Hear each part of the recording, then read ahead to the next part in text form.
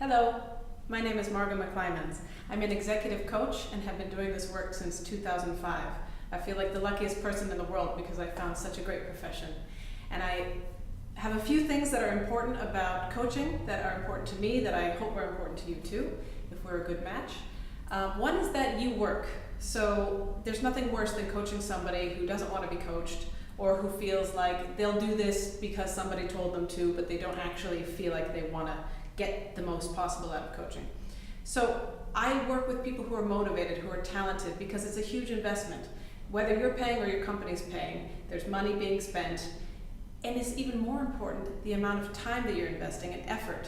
If you really get a lot from coaching, that means that you're showing up fully, you're willing to be vulnerable, you're willing to let me ask you questions that are going to challenge you.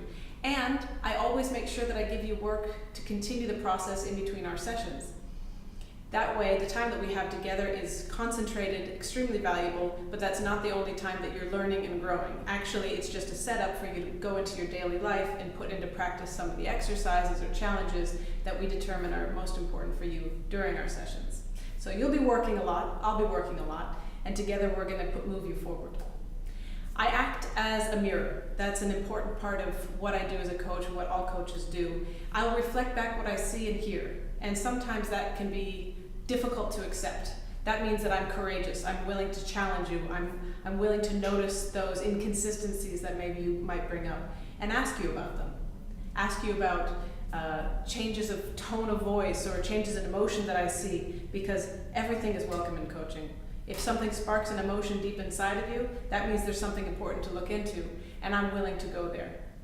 My colleagues, my friends say that my coaching style is unique in that I'm the kind of person that's willing to speak the hard truth and to really push people, but at the same time really support them and do so in a caring way.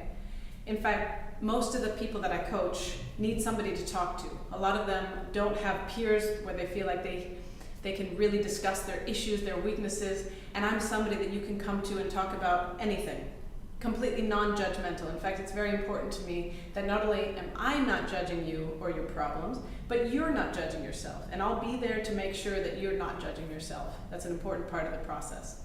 It's like Shirzad Kamina said in his book about coaching and the saboteur voice, it's important to look at your challenges like a curious anthropologist. So rather than saying, damn, there I go again, why did I do that? We say, no, oh, fascinating, fascinating. I'm falling into that same trap again. I wonder why. Let's see what there is to learn about it. So the point is not to take yourself too seriously, not to beat yourself up, but to challenge yourself, to be genuinely curious about your patterns and maybe those limiting beliefs that you have that are getting in your way. I don't offer advice. That's not part of what I do as a coach. I ask you questions to help you find your own solutions. That way you're in full ownership of what you do. So when you walk out, you can take full credit for your successes and take responsibility for things that don't go so well. And we'll look at those. You know, successes and failures are something that we look at together to learn from them, to help you progress. Actually two more things. I like to offer all my clients the opportunity to have both public and private goals. So what do I mean by that?